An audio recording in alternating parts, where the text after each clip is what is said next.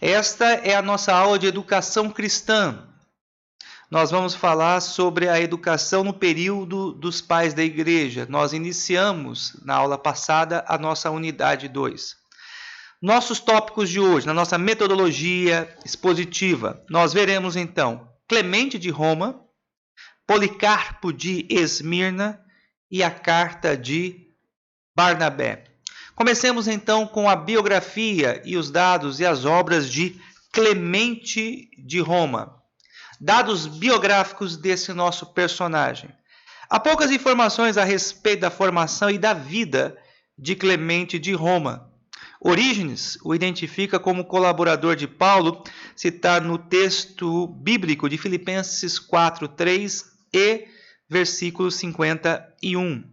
Irineu de Lyon afirma que Clemente conheceu pessoalmente Pedro e foi o terceiro sucessor de Pedro em Roma, ou seja, ele foi o terceiro bispo da igreja de Roma.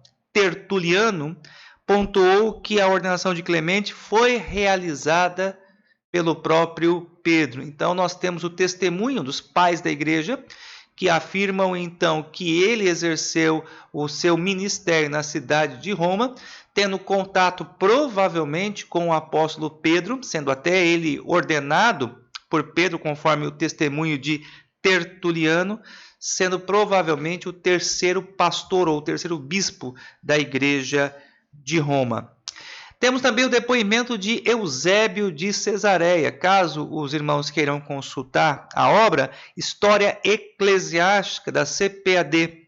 Nós temos então o seguinte relato de Eusébio de Cesareia. Eusébio de Cesareia segue a concepção de Orígenes e o coloca entre os seguidores apóstolos na tarefa de evangelizar e ensinar. É o que se extrai da afirmação do próprio Eusébio de Cesareia. No 12º ano do mesmo reinado Domiciano, Clemente sucede Anacleto, que havia sido bispo da igreja de Roma durante 12 anos. O apóstolo, em sua carta aos Filipenses, faz saber a estes que Clemente era colaborador seu, dizendo: Clemente também e os demais colaboradores meus, cujo nome estão no livro da vida. Então, o próprio historiador da igreja, o primeiro grande historiador da igreja, Eusébio de Cesareia, ele atesta também as mesmas informações que nós vimos de Orígenes, Irineu e Tertuliano. Vamos agora falar sobre a sua obra, uma das suas principais obras, a primeira carta de Clemente de Roma. Dos textos de Clemente, observamos que ele foi bispo de Roma, superintendente das igrejas, que na última década do século I, por causa das perseguições, funcionavam nas residências dos cristãos romanos. Então lembremos que durante o período de perseguição, os nossos irmãos do passado, eles não tinham o mesmo privilégio que nós temos hoje, nos reunimos em um templo. Eles se reuniam de casa em casa e nós encontramos vários relatos bíblicos que atestam essa afirmação. Sua carta escrita da igreja em Roma à igreja em Corinto é comumente chamada de Primeira Clemente e é provavelmente o primeiro documento cristão escrito e preservado fora do Novo Testamento. Então, notem a importância dessa obra. Nós temos, então, provavelmente um bispo que teve contato com os apóstolos. Ele exerce o seu pastorado, o seu ministério em uma das igrejas mais importantes do período, que é a igreja de Roma.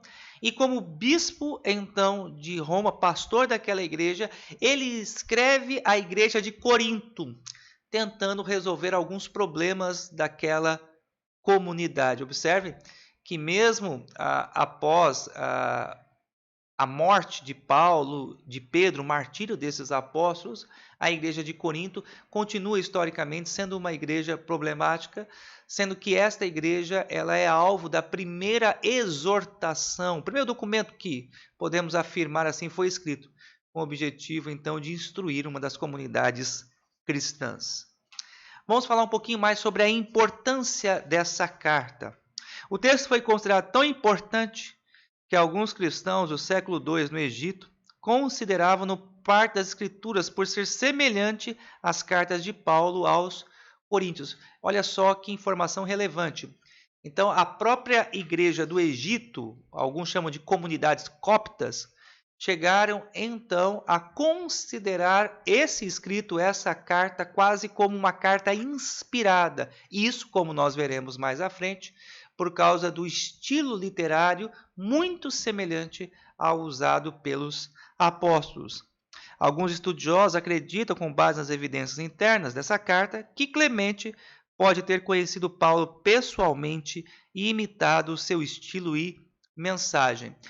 Bom, essa é uma possibilidade. De fato, alguns estudiosos afirmam que, pelo conhecimento de Clemente, com a proximidade de Paulo, fez com que ele adotasse o mesmo estilo literário. Mas nós não podemos fazer tal afirmação. O fato de um autor adotar um estilo literário de outro autor não implica que este o conhecia. Provavelmente ele, tendo contato com algumas cartas escritas pelo apóstolo Paulo, ele copiou do estilo literário, da forma literária adotada pelo apóstolo. Também podemos chegar à conclusão que, ao usar do mesmo estilo literário de Paulo e dos demais apóstolos, Clemente de Roma tinha como objetivo fazer com que essa carta tivesse também maior aceitação por parte da comunidade, pois já era um gênero literário conhecido das igrejas.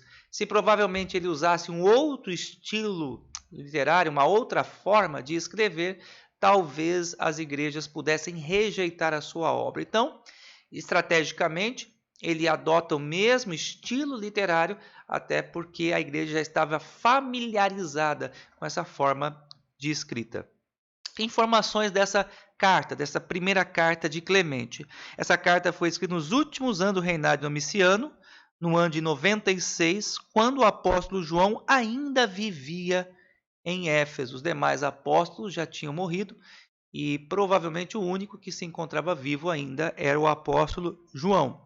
Clemente fora estimulado a escrevê-la ao ter recebido informação de alguns membros jovens daquela comunidade que haviam se rebelado contra a autoridade dos presbíteros. Então, o propósito principal dessa carta é justamente exortar, repreender de forma amorosa e pastoral um grupo dentro da igreja de Corinto, provavelmente composto de jovens, que se levantaram, se opuseram à autoridade dos presbíteros daquela comunidade. A chegada da carta em Corinto. Quando a igreja de Roma teve conhecimento do que havia sucedido, encaminhou 3 irmãos portadores dessa carta à igreja de Corinto, sem contudo nominar seu autor, mas sua autoria é comumente aceita como sendo de Clemente de Roma. Apesar de não ter sido apresentado quem era o autor dessa carta, historicamente não restam dúvidas de que esta obra foi escrita pelo bispo de Roma, Clemente. Essa carta ela chega à cidade de Corinto, à comunidade cristã daquela cidade, por meio de 3 emissários designados provavelmente pelo próprio Clemente, com o fim de levar esta carta à igreja. Vejamos agora então a estrutura dessa primeira carta de Clemente. A carta ela é composta de 65 capítulos, os quais podem ser desdobrados em 2 partes centrais. A primeira parte dessa carta vai do capítulo 1 ao capítulo de número 36, cujo foco seriam as admoestações gerais. Nós encontramos várias admoestações, várias exortações nessa primeira parte da carta. A segunda parte, que vai do capítulo 37 até o capítulo de número 61, faz alusão às dissensões dos coríntios e exige submissão aos chefes eclesiásticos, ou seja, os presbíteros, estabelecido pelos apóstolos ou por seus sucessores. Daí as suas palavras que nós encontramos nessa carta: reverenciemos os que têm autoridade sobre nós e honremos os nossos anciãos. Essa é a principal recomendação que nós encontramos na segunda parte desta carta. O desenvolvimento dos argumentos e a sua conclusão. No desenvolvimento dos seus argumentos, Clemente vale-se dos exemplos das corporações da estrutura militar, da constituição do corpo humano e da hierarquia veterotestamentária. Então, podemos apontar aqui 3 figuras ou 3 argumentos que sustentam a tese de Clemente de que a igreja deve ser obediente aos seus presbíteros. Primeiro, é assim no exército. Então, Clemente fundamenta o seu argumento mostrando então aos seus leitores que dentro do exército, na estrutura militar, há uma hierarquia e deve-se obediência àqueles que são superiores. Segundo o argumento, a constituição do corpo humano. Então, no próprio corpo humano, nós sabemos que os membros estão intercalados entre si, são dependentes um do outro e temos uma cabeça, temos o cérebro que manda comandos para toda parte do corpo. E o terceiro exemplo que ele usa é a própria hierarquia veterotestamentária, ou seja, no Antigo Testamento nós já encontramos essa mesma estrutura de obediência. Devia o povo obedecer aos seus sacerdotes, profetas e reis. Informações sobre a hierarquia eclesiástica. Nessa carta, alguns princípios relevantes que demonstram a organização da igreja e algumas de suas principais doutrinas. A hierarquia eclesiástica compunha-se de bispos ou pastores, presbíteros e diáconos. Portanto, essa liderança, sobretudo os presbíteros, não poderia ser deposta pela comunidade por não ter dela recebido sua autoridade, haja visto que ela foi transmitida diretamente pelos apóstolos, que por sua parte agiram em obediência à ordem de Jesus. Então, Clemente, e aqui eu chamo a sua atenção, ele defendia o seguinte argumento: a igreja ela não tinha autoridade para depor os seus presbíteros. E ele defendia esse pressuposto afirmando que os presbíteros da igreja receberam essa incumbência, foram ordenados pelos apóstolos. Então, portanto, diante desse fato, não podia a igreja depô-los. É claro que hoje nós não entendemos assim. Nós entendemos que os oficiais eles recebem a autoridade da igreja. É a igreja que os elege. E se estes, porventura, viverem uma vida imoral, que não seja condizente com os princípios bíblicos da palavra de Deus, ou por qualquer outra circunstância e fatores, vierem a ter atitudes que não sejam condizentes com o ofício, a Assembleia da Igreja tem poderes para destituí-los. Mas não era esse o pensamento do bispo de Roma, não era esse o pensamento de Clemente. Ele assegura a autoridade dos apóstolos, justificando que pelo fato de eles terem sido ordenados pelos apóstolos, deveria a igreja obedecê-los. Outros temas que são abordados nessa carta. Então, nós vamos focar na primeira parte dessa carta e apresentar aqui, então, alguns temas também abordados por Clemente. Outros temas abordados. Uma relevante temática dos primeiros pais da igreja no estudo era concernente à autoridade eclesiástica. Além desse assunto, Clemente de Roma destacou princípios relativos à espiritualidade dos cristãos. Destaca-se na primeira parte dessa carta a prática da oração, da ação de graça e da súplica. No caso em recorte, a oração intercessória era o foco daquele pai da igreja, pois desejava o arrependimento daqueles membros considerados rebeldes pela hierarquia eclesiástica, representada aqui por ele. Na questão doutrinária propriamente dita, a comunidade cristã estava convicta quanto à divindade de Jesus. E essa crença foi um dos principais argumentos de Clemente no capítulo 24 de sua epístola.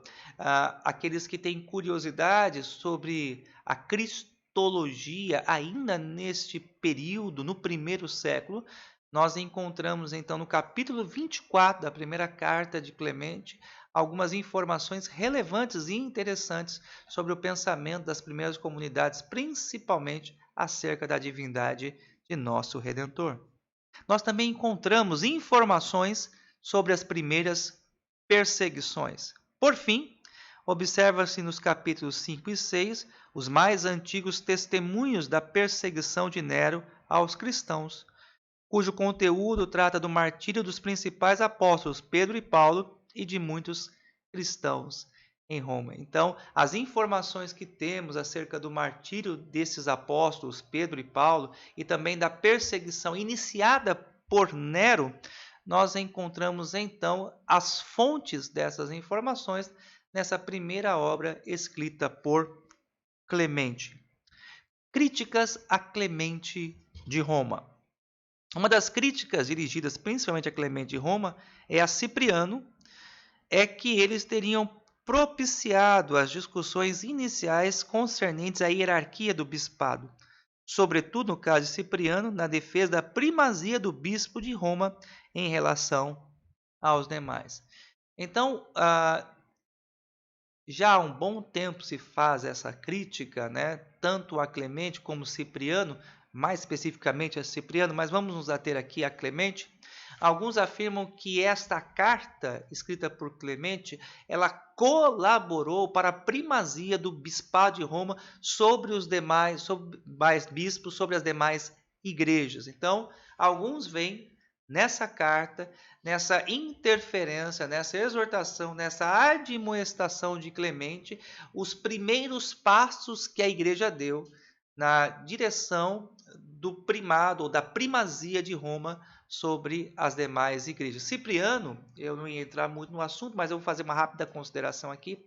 Cipriano foi primeiro a defender de uma forma bem clara, por meio dos seus escritos, que o bispo de Roma deveria ter primazia sobre os demais bispos e a igreja de Roma deveria ser esta considerada a igreja já mais importante.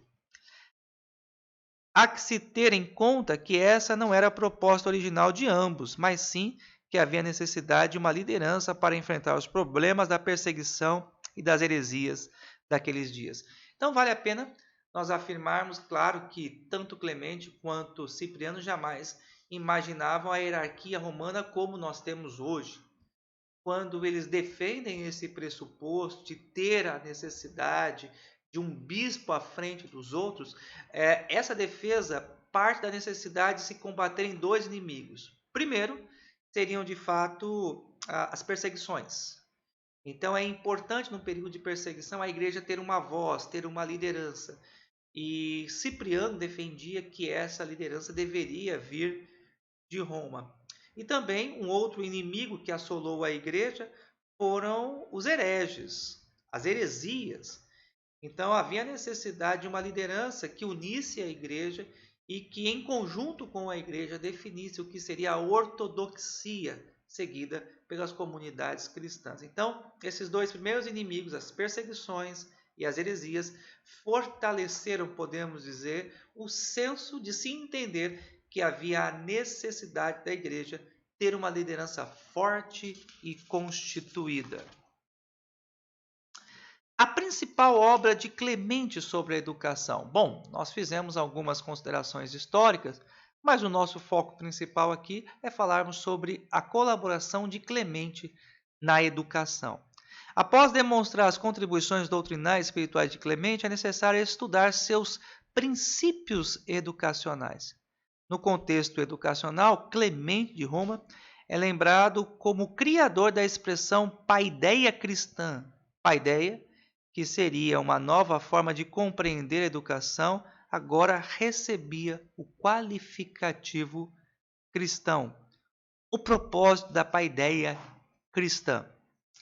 A paideia cristã de Clemente não pretendia se fundamentar nos conhecimentos intelectuais e filosóficos tão intensos naqueles dias, e sim no ensino do temor a Deus, o que implicaria agradar-lhe, apresentar diante dele com humildade, puro amor, santidade e mente pura, como se pode extrair de suas próprias palavras. Então, antes de nós passarmos provavelmente para a citação de Clemente, é importante nós entendermos que o objetivo de Clemente, ao estabelecer esse conceito de paideia cristã, é fazer com que nós nos apresentemos diante do Senhor com temor, com amor, com pureza, com humildade, com uma mente pura e sã. Então, havia necessidade de um educador que colaborasse para a formação do caráter do cristão, para que ele pudesse se apresentar dessa forma, com essas virtudes, diante do seu Criador. Isso fica mais claro na citação da página 55 do livro Patrística. Criemos nossos filhos no temor de Deus, guiemos nossas mulheres pelo caminho certo. Deixemos nossos filhos participarem do ensino de Cristo. Deixe-lhes aprender como Deus se agrada da humildade, do amor puro, como o temor de Deus é bom, grandioso e salva os que nele vivem em santidade e mente pura. Observe que o objetivo de Clemente, ao estabelecer esse conceito de paideia cristã, é fazer com que nós vivamos uma vida que tenha o objetivo de agradar a Deus. Por isso havia a necessidade que houvesse esforços dos familiares, posteriormente dos mestres, para que esse objetivo fosse alcançado. A base da paideia cristã. Das palavras de Clemente, nota-se que a paideia cristã assinalava o temor de Deus. Então podemos afirmar, e guardem bem essa informação, qual é a base da paideia cristã? O temor de Deus.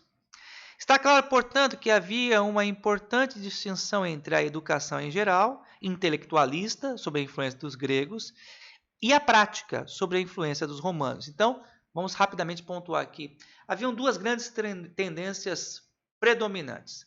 Havia a tendência educacional grega especulativa, intelectual, e havia a tendência romana, prática, do cotidiano. Então, essas eram as duas principais escolas no que refere-se a valores e princípios educacionais. Os gregos e os romanos, intelectual, especulativa, prática e, podemos afirmar assim, administrativa. A proposta da educação cristã, cujo princípio estava nos ensinos de Cristo, pois a igreja só se manteria fiel em sua doutrina se Deus tivesse primazia sobre todas as coisas. Então, a educação cristã nesse período sustentava a seguinte tese: nem a especulativa intelectual dos gregos, nem a prática administrativa do romano, mas a educação cristã que se sobrepõe a todos, que visa fazer com que o homem viva para agradar a Deus, e fundamenta-se essa educação, a paideia, no sentimento de temor a Deus. E termino então aqui a nossa primeira aula afirmando que esses valores deveriam ser ensinados no lar. Vale ressaltar que Clemente, ao evidenciar a educação cristã, não mostrou o espaço em que essa educação ocorreria. Entretanto, é fácil perceber que a educação cristã deveria ser ensinada no seio familiar e também nos estudos ministrados pelos líderes da igreja. Então, portanto, nós podemos afirmar que Clemente ainda não tinha em mente aqui uma instituição propriamente dita. Mas na mente de Clemente podemos afirmar que esses valores, a paideia cristã, deveria ser vivenciada em duas esferas: no lar e na igreja. Na igreja, por meio dos seus presbíteros, dos seus líderes. No lar, por meio dos pais. O pai e a mãe levando os filhos a terem o temor de Deus no coração. Então essa foi a nossa primeira aula. Na próxima aula nós vamos falar sobre Policarpo de Esmirna.